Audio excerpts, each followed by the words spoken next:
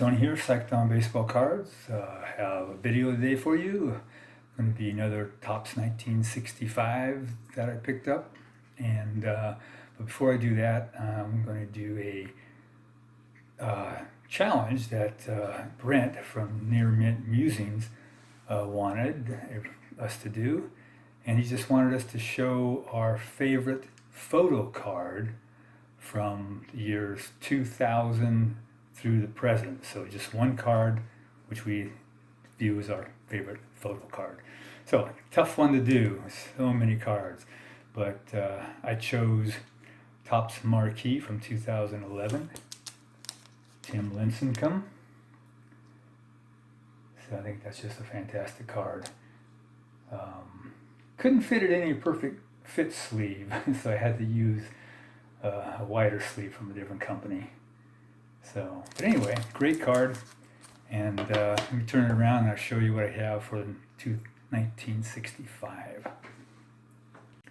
Okay, so first off we have the 1964 pitching leaders for the National League. And have Larry Jackson, who was a right-handed pitcher. In '64, he was the wins leader with the 24-11 record. In '65, he was 14-21. He had a 14-season career with 5 different teams and was a career 194-183 with a 3.40 ERA, 1,709 strikeouts, and 5 All-Star appearances. Ray Sadecki, left-handed pitcher, 18 seasons with 8 teams. In '64, he was 20-11. In '65, he was 6-15. He was a career 135-131 with a 3.78 ERA, 1,614 strikeouts, and World Series champ with the Cardinals in '64. And Marichal, 16 seasons, 14 with the Giants, a career 243 and 142 with a 2.89 ERA and 2,303 strikeouts. And next up, we have Lynn Gabrielson, outfielder and first baseman. He was born on Valentine's Day in Oakland, California. He played 9 seasons. He was a career 253 hitter, 37 home runs, and 176 RBI. Then next up, we have Robin Roberts, Hall of Famer. 19 seasons, 15 with Philly. In May of '54, Roberts gave up a leadoff home run, and then he retired 27 consecutive batters in an 8-1 win. Not too shabby, huh? Let's see. He was a career 286 and 245, 3.41 ERA, 23.57 strikeouts, 7 times All-Star, 4 times wins leader, and 2 times strikeout leader.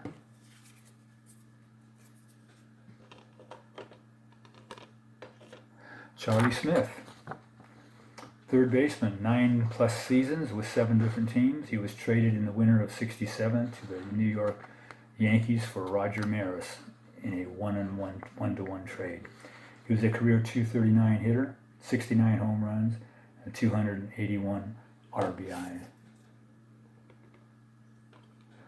Al McBean, right-handed pitcher, played 10 seasons, 8 with the Pirates. He was Clemente's roommate, and Clemente was his best man at his wedding. He was a career 67-50, 3.13 ERA, 5.75 strikeouts, and 63 saves. Bobby Knopp, second baseman, played 9 seasons, 5 with the Angels, nicknamed Nureyev, a famous ballet dancer, for his acrobatic fielding plays. He and shortstop Jim Fregosi gave the Big A great defense, both winning a Gold Glove in '67. After retirement, he worked for over 40 years as a coach, scout, and advisor for 4 different teams. He was a career 236 hitter, 56 home runs, 331 RBI, 3 times Gold Glove, 1 time All-Star in '66, and he's in the Angels Hall of Fame.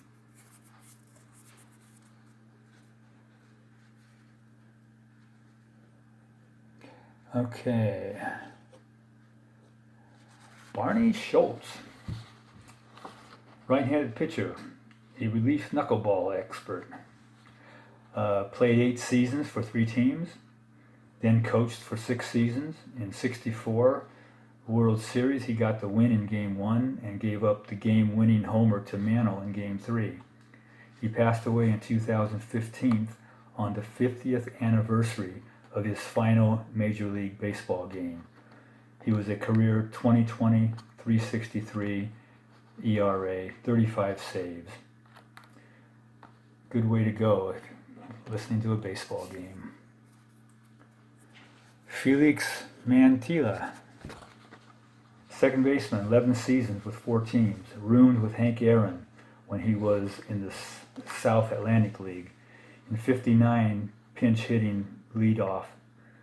Okay, so Maddox, leading off the 11th inning of Maddox's perfect game, he reached first base on an error.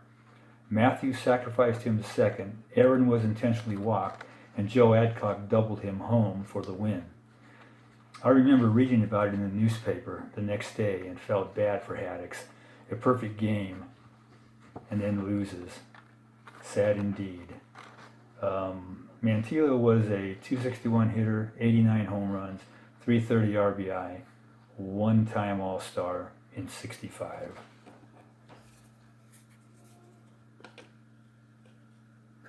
Mike White, outfielder. His first season in the minors, he suffered a serious knee injury, which nearly ended his career before it even started. He did manage 2+ seasons with the Houston, I think it was Colts at that time. Career .264 batting average, no homers, 27 RBI. His father was JoJo White, who played 9 seasons, managed 1, and coached 9. He roomed with Hank Greenberg for 5 seasons in Detroit. Herman Franks, manager card. Played 6 seasons, but managed the Giants from '65 through '68, the Cubs from '77 through '79. He lost 3.5 years to World War II. Those were his playing years. As manager, he was .605 and .521. As a player, he hit .199 with 3 homers.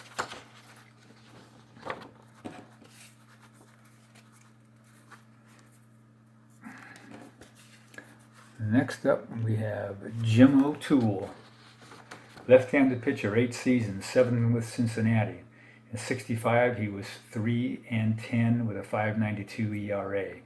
But from '61 through '64, he won 19, 16, 17, and 17.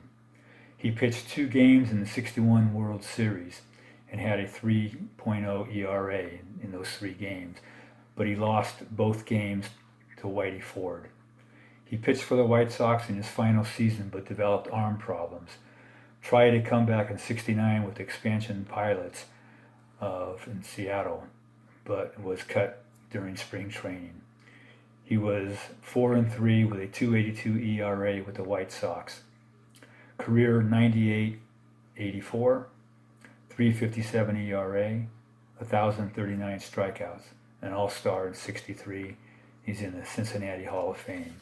He was married to his high school girlfriend, and they had 11 children.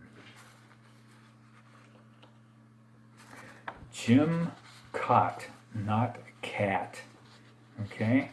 So it was. I was wondering about that because I remember always being called by Cott when I was growing up.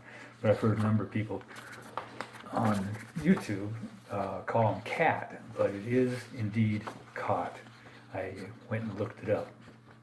He pitched 25 years, also had a long broadcasting career after playing. In '65, he was 18-11 with a .283 ERA in 42 starts with 7 complete games and 154 strikeouts. He matched up with Sandy Koufax 3 times in the '65 World Series, losing 2 of the 3, but his Game 2 win was a complete game.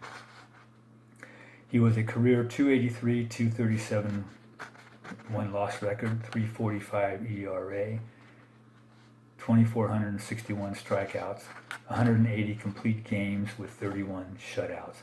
Three-time All-Star. He was a World Series champ in '82, has 16 Golden Gloves, was the AL wins leader in '66. He's in the Twins Hall of Fame, but he's not in Cooperstown. Probably, I would think, due to it, considering he had a long career and he didn't win 300 or get 3,000 strikeouts during those 25 years. But he did have a 3.45 ERA, which is pretty darn good for pitching 25 years in those majors. All right, that's it. Hope everybody enjoyed that. And until next time, everybody have a great weekend. Stay safe out there and take care. Bye-bye.